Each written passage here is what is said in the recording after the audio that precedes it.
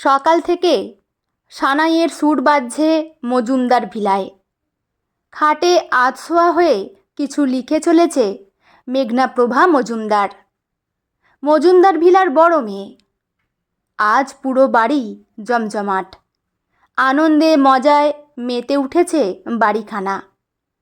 আর হবে নাই বা কেন? আজ যে বাড়ির ছোট মেয়ে রশ্মিপ্রভার বিয়ে। কতদিন ধরে কত ঝড়ঝাপটার পরে আজ এই দিনটা এসেছে। সকাল থেকে সবাই ব্যস্ত। জল ভরতে যাওয়া, দধিমঙ্গল, গায়ে হলুদ পরপর চলছে সব। শুধু অন্য দিনের মতো আজও কোনো কাজ নেই মেঘনার। অথচ আজকের দিনে সবচেয়ে বেশি ব্যস্ত থাকার কথা ছিল ওরই। মেঘনার বাবা রতনবাবুর বোধহয় বর্ষাকালটাই বেশি প্রিয়। না হলে দুই মেয়ের নামই এমন বর্ষার সঙ্গে মিলিয়ে রাখেন। মা, ঘরে একা একা কি করছিস? চল না, বাইরে সবাই মজা করছে। মুখ তুলে দেখল মেঘনা। বাবা মা দুজনেই একসঙ্গে ঘরে ঢুকেছেন। রতনবাবু যে শুধু এই কথাটাই বলতে ঘরে আসেননি সেটা মেঘনা ভালো করেই জানে। বাকিটা নিশ্চিত করেই মা বললেন, থাক না, ও এখানেই থাক, ওখানে গিয়ে নিজের আরও খারাপ লাগবে। মেঘনার মা আজ ভীষণ খুশি। বরাবরই উনি রশ্মি ঘেঁষা, তাই ওর খুশিতে মায়ের খুশি হওয়াটাই স্বাভাবিক। বাবা কিন্তু এত কিছুর পরেও আজও মেঘনা ঘেঁষা। ওনারা এসেছিলেন ঘরের লকার থেকে গয়না বুঝে নিতে। পার্লারের লোক বোধহয় এতক্ষণে চলে এসেছে। একটু পরে চলে আসবে ঋগদেব আর ওর বাড়ির লোকেরাও। যাওয়ার আগে মিনতি দেবী বলে গেলেন, তোর খাবার পাঠিয়ে দিচ্ছি। রোজগার মতো আজও ঘরেই খাবার আসবে মেঘনার। খাওয়া হয়ে গেলে কাজের লোক এঁটো থালাটা আবার নিয়ে যাবে। ঘরের মধ্যেই বাথরুম। এত সুখ কি সবার কপালে থাকে? ভেবেই মুচকি হাসল মেঘনা। ছোট থেকে সবাই বলতো রশ্মি সুন্দর, কিন্তু মেঘনার মতো অতটা ছটা ওর রূপে নেই। মাত্র 2 বছরের ছোট বড়, তাই তুলনাটা চলেই আসতো। বন্ধুরাও বলতো, তোকে দেখে বড্ড হিংসে হয় রে, ভগবান কোনো খুদ রাখেনি তোর। রশ্মি বলতো, তোর আর কি চাই দিদি? ঋগদেবদার মতো অমন ছেলে পেয়েছিস, যেমন হ্যান্ডসাম তেমন পয়সা। ধুর, এসব আর ভেবে কি হবে? আজকের মেঘনাকে যে প্রথম দেখবে সে বুঝতেও পারবে না ওর আগের রূপটুকুকে। একটা দীর্ঘশ্বাস ফেলে খাতার পাতাটা উল্টাতেই শুনতে পেল বাইরে থেকে উলুর শব্দ পাওয়া যাচ্ছে। এত তাড়াতাড়ি তো ঋগদের আসার কথা না, তাহলে অন্য কোনো অনুষ্ঠান? আজ তো সারাদিন বাড়ি জুড়ে শুধু উলু আর শঙ্খের আওয়াজ। পাশে তাকিয়ে দেখল মেঘনা রাখা খাবারটাও আধ ঢাকা পড়ে আছে। তাতে আড়ম্বরের কোনো ঘাটতি নেই। ভাত, মাছের মাথার মুগ ডাল, মাছের কাঁটা দিয়ে শাক, সঙ্গে বড় একটা রুই মাছের পেটি। মেয়েটা খুব দুঃখী বলেই হয়তো সব থেকে বড় পেটিটা আজ মেঘনার জন্য তোলা। সান্ত্বনা পুরস্কার আর কি, ভেবেই হাসি পেয়ে গেল মেঘনার। আজকাল নিজের সঙ্গে নিজেরই পরিহাস করতে ইচ্ছে হয় ওর। তুমি কি পাগল হলে? এখন কি করে দেখা করব? একটু পরে বিয়ে? মেঘনা ঘরে বসে শুনতে পেল। বাইরে সবাইকে এড়িয়ে রশ্মি ওর ঘরের সামনেটাই পেয়েছে লুকিয়ে কথা বলার জন্য। মেঘনা বুঝতে পারল রিকের আর তর সইছে না।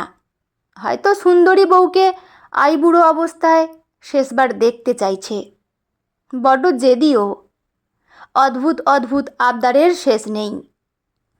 আগেও সব পরীক্ষার আগে এরকমই জেদ করতো মেঘনার সঙ্গে দেখা করার। অথচ সেই একই পরীক্ষা তো মেঘনাও দিতে যেত।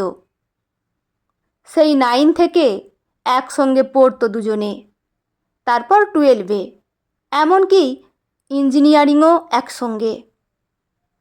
এটাতেই সবাই ভাবত ওদের শেষ জীবন অবধি ভাগ্য একসঙ্গেই বাঁধা আছে। শুনতে পেল মেঘনা, লাভ ইউ টু, রশ্মি বলল। কান চেপে ধরল মেঘনা। কখনো ও এই কথাটা বলেনি রিককে, রিকও কখনো বলেনি। আসলে ওদের এসব বলার দরকারই পড়েনি। ওরা শুধু জানতো ওদের দুজন দুজনকে ছাড়া চলে না। অবশ্য ও ভুল জানতো, দিব্যি তো চলছে। এই যে আজ রিকের বিয়েও তো হয়ে যাচ্ছে।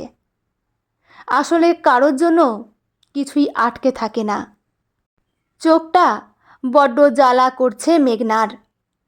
হাতের পিঠ দিয়ে একটু ডলে নিল।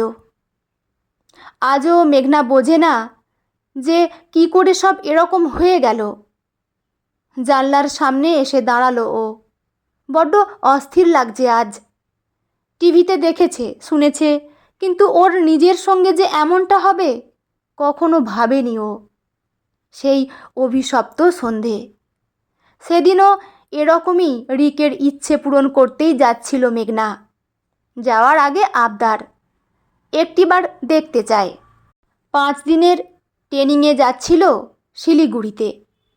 আর যারা এ কাজ করেছে তারাও সেই সুযোগটা ছাড়তে চায়নি। রাস্তাঘাট ফাঁকা থাকে বলেই হয়তো বেছে নিয়েছিল শুনশান শীতের সন্ধেটা।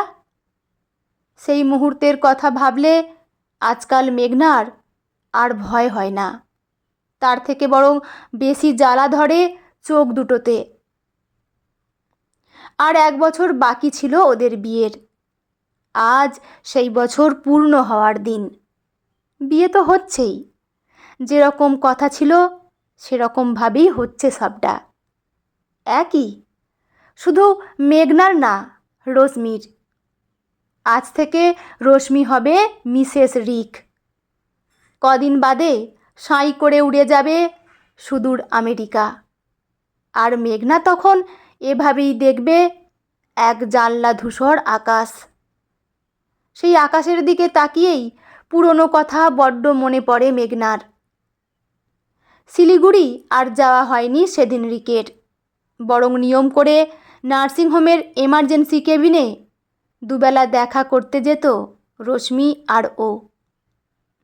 বাড়ি ফিরে এসে নিজের মধ্যে গুটিয়ে নিয়েছিল মেঘনা নিজেকে। হোয়াটসঅ্যাপ, ফেসবুক সব বন্ধ করে দিয়েছিল। লোকজনের কৌতূহলের সঙ্গে আর পেরে উঠত না। ওদিকে বছরখানেক দূরে ঠিক করা বিয়ের ডেট। খুব খারাপ লাগতো মেঘনার রিকের জন্য, কিন্তু বেশি দিন লাগেনি। যেদিন রিক জানালো বাড়ির লোকজন চায় ওই দিনেই বিয়েটা সারুক রিক, আর পাত্রী হোক রশ্মি। মেঘনাকে বলেছিল রিক, এই বিয়েটা সম্পূর্ণ ওর ইচ্ছের বিরুদ্ধে। শুধু মা বাবার সম্মান রাখতে এহেন সিদ্ধান্ত। ভাবলে আজও নিজের অজান্তেই ঠোঁট দুটোতে হাসি খেলে যায়।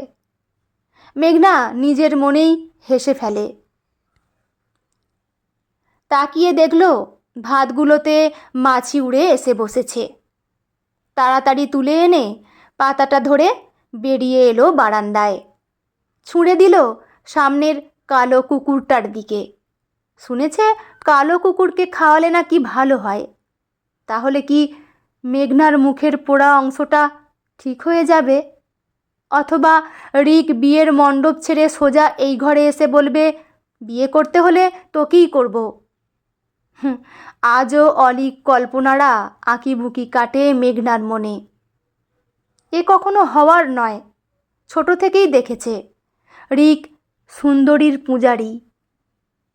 সামনে কালো কুকুরটা চেটে চেটে খাচ্ছে। মনে হচ্ছে বহুদিন পর এত ভালো খেলো। যাক, নবদম্পতির আশীর্বাদের তালিকাটা বাড়ল। সন্ধে হয়ে আসছে। গোধূলি লগ্নেই তো বিয়ে। রিক হয়তো চলে এসেছে। কেমন লাগছে চন্দন কপালে এঁকে, টোপর পরে ধুতিতে? আজও রিকের কথা ভাবলে একই রকম ভালোবাসায় মন ভরে যায় মেঘনার। অথচ কত প্রপোজাল পেয়েছে জীবনে মেঘনা, কলেজে, কোচিনে, বিয়েবাড়িতে, পাড়ায়, কিন্তু কখনো রিক ছাড়া জীবন কাটবে ভাবতেও পারেনি। আচ্ছা, এদের মধ্যেই কি কেউ সেদিন ওই কাজটা করেছিল? মেঘনা চেয়েছিল তদন্ত হোক, পুলিশ খুঁজে বের করুক কে বা কারা দায়ী, কিন্তু ওর মা চায়নি। বড় মেয়ের কলঙ্কের দাগ ছোটটার ওপর ফেলতে দেননি উনি। বাবা অনেকবার জিজ্ঞেস করেছিল মেঘনাকে কাউকে সন্দেহ হয় কি না। ভেবেছে মনে মনে, রকে বসে থাকা মাস্তান মতো ছেলেটা কি, যে মাসে অন্তত দুটো কাগজ ছুঁড়ে মারত ওর দিকে? অথবা বাস স্ট্যান্ডের পাশে পান বিড়ির দোকানের ছেলেটা, কিংবা কলেজের দারোয়ানের সঙ্গে থাকা ছেলেটা? আর কাকে কাকে ভাববেও? এরকমই ঘৃণ্য কাজের সঙ্গে মিল খোঁজা লোক খুব অল্পই ছিল। নাকি সোর্সের মধ্যেই ভূত ছিল, শুধু টের পায়নি ও? এসব কি ভাবছে মেঘনা? আজ ওদের বিয়ে, খুশি হোক ওরা, কিন্তু ওদের ভালো চাইতে গিয়েও বারবার বুকের কাছটায় ব্যথা করে মেঘনার। ওর কি হবে, কোথায় যাবে? এই মুখ নিয়ে না ও চাকরি করতে পারবে, আর বিয়ের কথা তো অনেক দূর। বন্ধু বান্ধব, আত্মীয় পরিজন, সবার থেকে অনেক দূরে আজ মেঘনা। হঠাৎ শুনতে পেল পাশে নোকিয়ার মুঠোফোনটা বেজে চলেছে। বাবা জোর করেই পড়ে থাকা ফোনটা দিয়ে গেছে ওকে। ফোন আসা যাওয়া ছাড়া এর বেশি খুব একটা ক্ষমতা রাখে না ফোনটা। বেজে বেজেই কেটে গেল। অজানা নম্বর থেকে 3বার ফোন এসেছে। পরের বারটাও ধরল না মেঘনা। 5ম বার ধরতেই ওপাশ থেকে, ফোনটা ধরছিস না কেন? মেঘনা আস্তে করে বলল। কে? খুব শান্ত গলায় বলল, শ্রীজাত। রিকের বিয়েতে এসেছি, তোদের বাড়ির উঠোনে বিয়ের মণ্ডপে দাঁড়িয়ে আছি, তাড়াতাড়ি আয়, দেখা করব। শ্রীজাত নামটা শুনেই শিহরণ লাগলো একটা। সেই ছেলেটা যে রিকের সামনেই বুঝিয়ে দিত ও মেঘনাকে ভালোবাসে, পুরো কলেজ জুড়ে চেষ্টা চালিয়েছিল, এখন চাকরি সূত্রে কানাডায়। ও হয়তো পোড়া মুখের খবর পায়নি এখনো, তাই দেখার আজও কি ভীষণ টান। আর একবার অপমানিত হওয়ার আগে বলেই দিল মেঘনা, খবর পাসনি? আমি অ্যাসিড অ্যাটাকে পুরো ঝলসে গিয়েছি। না শুনলে জেনে রাখ, বেকার দেখা করিস না। ফোনটা কেটে দিল মেঘনা। চোখ থেকে জল ফেটে পড়ছে। জলে নাকি পোড়ায় আরাম পাওয়া যায়, কিন্তু কোথায়? মেঘনার যে কি ভীষণ জ্বালা, চোখ মুখ বুক জুড়ে জ্বালা। পায়ে পায়ে খাটে এসে বালিশ আঁকড়ে মুড়ে ফেলল নিজেকে। বাইরে সানাই, সঙ্গে সঙ্গে উলুশঙ্খের আওয়াজ। বিয়ে শুরু হয়ে গেছে বুঝতে পারল মেঘনা। দরজায় টোকার আওয়াজে আজও ভীষণ নিশ্চল। বিয়ের অনেক জিনিস এখানে মজুত, সারাদিন কেউ না কেউ আসছে। সাড়া না দিয়ে পাশ ফিরে শুতেই দরজা খুলে কেউ ঢুকল। ভারী গলায় শুনতে পেল, কী রে, শুয়ে আছিস যে? নিজের মুখ আজ আর দেখাতে চায় না মেঘনা কাউকে, কিন্তু কোনো কোনো গলার এমন জোর, না দেখিয়ে পারে কোথায়।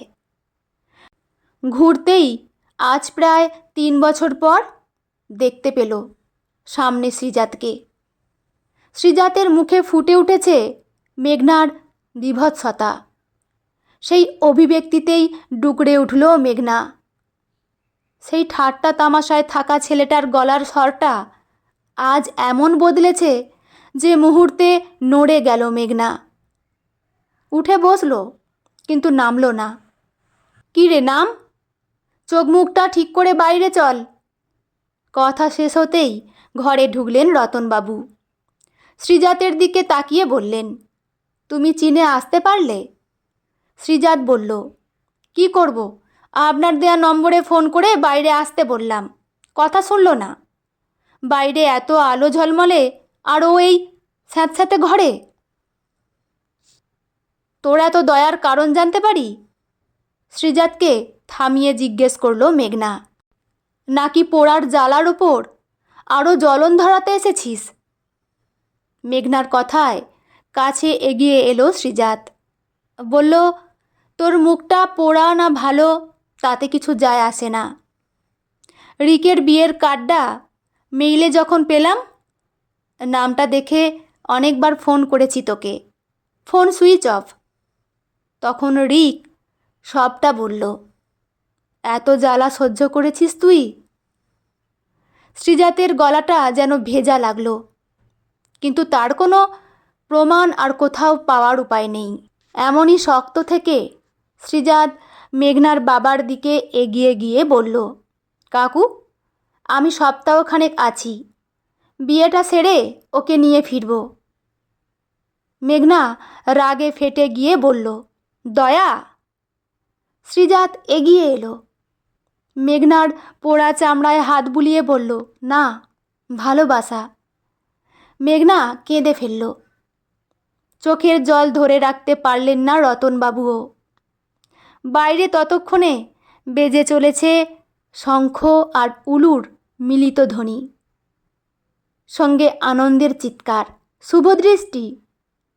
এক দৃষ্টে তাকিয়ে রইল মেঘনা আর শ্রীজাত। বন্ধুরা, গল্পটি এখানেই সমাপ্ত। আপনাদের কেমন লাগলো অবশ্যই কিন্তু কমেন্ট করে জানাবেন। লেখা অনিন্দিতা মুখার্জি সাহা, পাঠে আমি রিমি। দেখা হচ্ছে পরের কোনো গল্প নিয়ে। ভালো থাকবেন সবাই। ধন্যবাদ।